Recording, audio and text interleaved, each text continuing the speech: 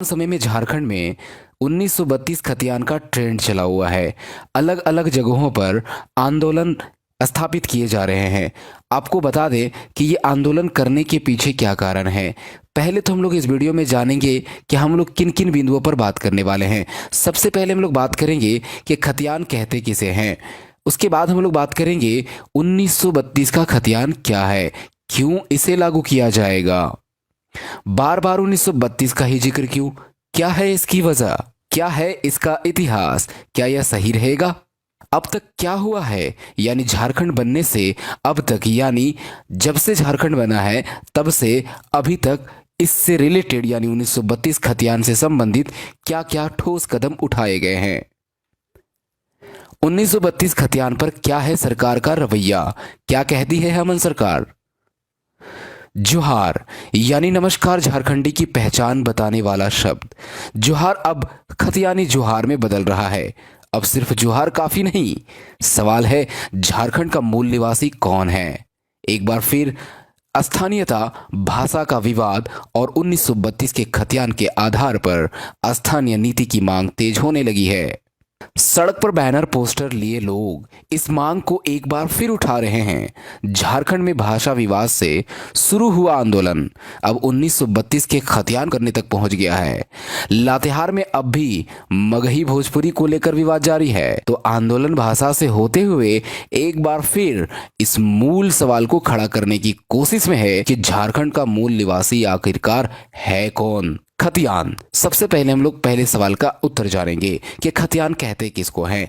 खतियान खतियोनी शब्द से बना हुआ है, जिसका मतलब होता है कि जिस कागजात के मौजे का पूरा वर्णन के साथ साथ, मौजा का मतलब हुआ कि जिस फील्ड की बात कर रहे हैं, जिस खेत बाड़ी की बात कर रहे हैं, जमीन की बात कर रहे हैं, उसका पूरा वर्णन के साथ साथ खतियानधारी किसान का नाम, पिता का नाम यानी मौजा गांव का नाम, जाति, थाना नंबर, अंचल का नाम, जिला का नाम, राज्य का नाम, खाता नंबर, खेसरा नंबर जिसे अंग्रेजी में प्लॉट नंबर कहा जाता है, जमीन यानी खेत का चौहदी यानी चारों दिशाओं का जो बॉर्डर होता है कि उसका जिक्र हो, जमीन का दखल और दखल का स्वरूप किस तरीके का है, यानी जमीन से रिलेटेड जितनी भी बातें हों, जिस कागज पर ये पूरा विवरण लिखा रहता है उसे खतियान कहते हैं।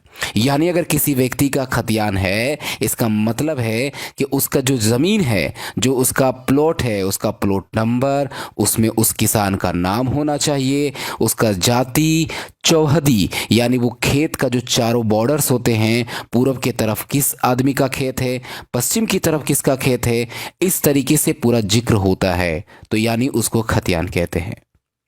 अब बात करते हैं हम लोग झारखंड में बार बार 1932 का ही जिक्र क्यों किया जा रहा है। झारखंड गठन होने के बाद से ही 1932 के खतियान का जिक्र होता रहा है। 1932 के खतियान को आधार बनाने का सीधा अर्थ है कि उस समय के लोगों का नाम ही खतियान में होगा, यानी 1932 के वंशज ही झारखंड के असल निवासी माने जाएंगे। 1932 के सर्वे में जिसका नाम 1932 के सर्वे में जिसका नाम खतियान में चढ़ा हुआ है, उसके नाम का ही खतियान आज भी है। रैयतों के पास जमीन के सारे कागजात हैं, लेकिन खतियान दूसरे का ही रह जाता है। आपको मैं बता दूं कि 1932 में एक सर्वे हुआ था जमीन का, और उसमें जिसका जमीन है उसका नाम का पूरा विवरण एक पर्ची पे चढ़ाया गया। अब ऑनलाइन चढ़ाया जाता है डियर स्टूडेंट्स। तो आपको बता दें कि 1932 में जब खतियान बनाया गया, यानी उसका जो सर्वे किया गया था जमीनों का, तो उस समय जिसका नाम है, जिस वंशज का, अगर उस वंशज से आप हैं तो यानी आप यहाँ के निवासी हैं, अन्यथा आप यहाँ के निवासी नहीं माने जाओगे। अब इसके पीछे क्या है इतिहास। बिरसा मुंडा का नाम किसने नहीं सुना होगा। बिरसा मुंडा के आंदोलन के बाद 1908 में छोटा नागपुर काश्तकारी अधिनियम, जिसको हम लोग सीएनटी एक्ट बोलते हैं, वो बना। तो सीएनटी एक्ट 1908 में लागू किया गया, यानी छोटा नागपुर काश्तकारी अधिनियम।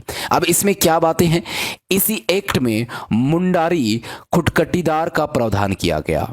इसी प्रावधान में यह व्यवस्था की गई कि जिसके जरिए आदिवासियों की जो जमीन है वो गैर आदिवासियों के हाथों में जाने से रोका गया, यानी वो बेच नहीं सकते। कोई भी गैर आदिवासी लोग आदिवासी के ज़मीन को ख़रीद व फरोख्त नहीं कर सकते हैं, यानी उसको सेल और परचेज नहीं कर सकते हैं।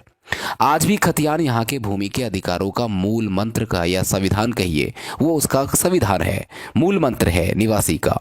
अब बात कर देंगे 1831 से 1833 में कोल विद्रोह जब हुआ, उसके बाद विलिंग्सन रूल आया।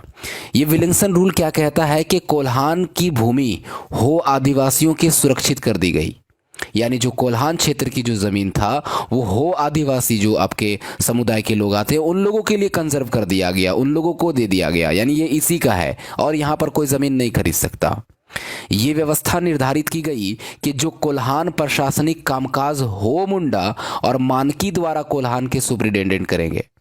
यानी कहने का मतलब है कि यहाँ की जो व्यवस्था जो निर्धारित की गई उसमें यह किया गया कि कोल्हान का जितना भी एडमिनिस्ट्रेटिव कामकाज होगा वो हो मुंडा और मानकी के द्वारा ही कोल्हान के सुप्रिटेंडेंट करेंगे, इसके अलावा कोई नहीं कर सकता है।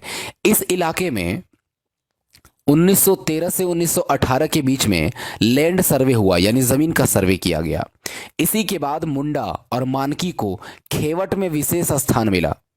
मुंडा जो आदिवासी समुदाय के लोग हैं और मानकी जो आते हैं, इन लोगों को एक स्थान, उसको विशेष स्थान का दर्जा दिया गया। कब दिया गया? जब लैंड सर्वे हुआ था 1913 से 1918 के बीच में। आदिवासियों का जंगल पर हक इसी सर्वे के बाद दिया गया, यानी जो 1913 से 18 के बीच में जो सर्वे हुआ, उस सर्वे में आदिवासियों को जंगल का अधिकार दे दिया गया, यानी जंगल पर हक आदिवासियों का है। देश आज़ाद हुआ 1947 में और 1950 में बिहार लैंड रिफॉर्म एक्ट आया, यानी आज़ाद होने के बाद 3 साल के बाद, यानी 1947 में हमारा देश आज़ाद हुआ और 3 साल यानी 1950 में बिहार लैंड रिफॉर्म एक्ट आया। उस समय झारखंड और बिहार अलग नहीं हुआ था। इसको लेकर आदिवासियों ने प्रदर्शन किया। उन्होंने इस जो एक्ट लाया गया था, यानी जो बिहार लैंड रिफॉर्म एक्ट लाया गया, उसको लेकर जो आपके जो शेड्यूल्ड ट्राइब के लोग थे, यानी आदिवासी जो लोग थे, है ना, उन लोगों ने इसके पीछे आंदोलन जारी किया। आज ही की बात नहीं है, उस समय भी आंदोलन किया गया। साल 1954 में एक बार इसमें संशोधन किया गया और मुंडारी खुटकट्टीदारी को इसमें छूट मिल गई, यानी 1954 में वो जो एक्ट लाया गया था उसमें थोड़ा सा बदलाव किया गया, अमेंडमेंट किया गया और मुंडारी खुटकट्टीदारी को इसमें छूट मिल गई। अब बात करते हैं कि इसके बाद क्या हुआ। 2002 में भाजपा मुख्यमंत्री बाबूलाल मरांडी जी आए। जब राज्य की स्थानीयता को लेकर डोमिसाइल नीति यानी स्थानीय नीति लाई थी, तो इसके पक्ष और विपक्ष में खूब प्रदर्शन हुए। कई जगहों पर झड़प हुई, कई लोगों की मौत भी हुई। झारखंड हाईकोर्ट ने इसे अमान्य घोषित करते हुए रद्द कर दिया कि जो भाजपा सरकार, जो बाबूलाल मरांडी ने जो ये स्थानीयता को लेकर 2002 में डोमिसाइल नीति लाई थी, उसको हाईकोर्ट ने क्या कर दिया, उसको अमान्य घोषित करके रद्द कर दिया। अब क्या हुआ कि इसके बाद अर्जुन मुंडा की सरकार आई। अर्जुन मुंडा मुख्यमंत्री बने और स्थानीय नीति तय करने के लिए बनाई गई 3 सदस्यीय कमेटी बनाई और उस 3 सदस्यीय कमेटी ने एक रिपोर्ट पेश किया, लेकिन इस बार आगे कुछ भी नहीं हो सका। साल 2014 की बात करें, जब रघुवर दास सत्ता में आए तो रघुवर सरकार ने 2018 में राज्य स्थानीय नीति घोषित कर दी, जिसमें 1985 के समय के राज्य में रहने वाले सभी लोगों को स्थानीय माना गया। यानी इनका जो निर्णय था वो थोड़ा गलत था और बहुत गलत माना जा रहा है, इसलिए क्योंकि 1985 के समय में जो आए हैं, लेकिन अब की जो मांगे की जा रही वो 1932 का मांग किया जा रहा है। 1932 में जिसकी स्थानीयता है उसको यहाँ का स्थानीयता दिया जाए, वरना 1932 के बाद जो भी आए हैं वो घुसपैठिए कहलाएंगे, यानी वो झारखंड के स्थानीय नीति में नहीं आएंगे। उसका यहाँ पर ये आप उसका स्थानीय नीति में उसका नाम सूचीकरण नहीं किया जाएगा। अब बात करते हैं कि यहाँ पर अभी क्या है इसका चर्चा। 1932 खतियान पर क्या है सरकार का रवैया, यानी अभी जो वर्तमान सरकार में जो झारखंड मुक्ति मोर्चा की सरकार है, यानी जेएमएम की सरकार है, वो बनते ही क्या करती है, 1932 के खतियान के आधार पर 1932 के खतियान के आधार पर स्थानीय नीति करने की लगाने की बात होने लगी। नेताओं ने भी बढ़ चढ़कर भाग लिया, बयान दिया, अलग अलग तरीके के लोगों ने अपनी विचारें प्रकट की। झारखंड के शिक्षा मंत्री जो जगन्नाथ महतो हैं, उन्होंने साल 2020 में ही बयान दिया था और क्या दिया था, उन्होंने कहा कि झारखंड की स्थानीय नीति का आधार सिर्फ और सिर्फ 1932 का खतियान होगा। भारतीय जनता पार्टी यानी भाजपा की रघुवर दास की सरकार ने 1985 के स्थानीय नीति का कोई आधार नहीं है। यानी हकीकत बात है कि 1985 का अगर आधार बनाया जाए तो उसमें से कई लोग तो बिहार के लोग भी इसके अंतर्गत आ जाएंगे। ठीक है, अब इसके बाद क्या होता है कि हालांकि कांग्रेस के रामेश्वर उरांव जो है इस पर कोई सहमति नहीं जताई थी। कुल मिलाकर मामला राजनीतिक है। लेकिन सिल्ली के जो पूर्व विधायक अमित महतो हैं, उन्होंने अभी हाल में ही जेएमएम पार्टी छोड़ दी। उन्होंने कहा कि 1932 तब तक जब तक से लागू नहीं किया जाएगा तब तक से मैं यहाँ पर जेएमएम का पार्टी का भागी नहीं रहूँगा, और इसे लेकर आंदोलन अब भी तेज कर दिया गया है। अब इसके पीछे बात करते हैं कि भाषा विवाद ने तेज की जंग। यानी भाषा जो विवाद है वही इस 1932 के खतियान के जो विवाद को उसको तेज कर दिया है।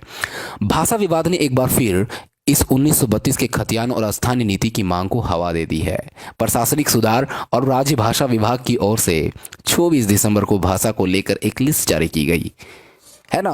उसके बाद क्या किया गया है कि झारखंड राज्य कर्मचारी चयन आयोग यानी जेएसएससी की ओर से मैट्रिक और इंटर स्तर पर होने वाले जितने भी कॉम्पिटिटिव एग्जाम्स हैं उनके लिए जनजातीय भाषा के साथ साथ क्षेत्रीय भाषा को भी जगह दी गई है। इससे पता चलता है कि अगर आप जेपीएससी या जेएसएससी की तैयारी कर रहे हो और अगर आपको क्षेत्रीय भाषा की अगर जगह दे दिया गया है और आप अगर यहाँ पर दूसरे राज्य के लोग अगर यहाँ पर राज कर रहे हैं तो सपना छोड़ दीजिए कि आपको जॉब मिलने वाला है। तो आज यहां पर हम बात करेंगे क्षेत्रीय भाषा की सूची में बोकारो, धनबाद समेत अन्य जिलों में भोजपुरी और मगही को भी शामिल किया गया। लेकिन इस घोषणा के दूसरे ही दिन में कई आदिवासी संगठनों ने दावा किया कि इन दोनों जिलों में भोजपुरी मगही बोलने वालों लोगों की संख्या काफी कम है, इसलिए क्षेत्रीय भाषा की सूची में इन्हें हटाया जाए। और झारखंड सरकार ने इसे हटा भी दिया है और आज भी लातेहार इलाके में इसको लेकर आंदोलन तेज है। तो डियर स्टूडेंट्स, आज के लिए इतना ही कि 1932 का खतियान के लेकर क्या इतिहास के परिपक्ष में इसका उत्तर था, खतियान कहते किसको हैं, आज मैंने जिक्र कर दिया। आज के लिए इतना ही। जोहार, जय हिंद, जय झारखंड।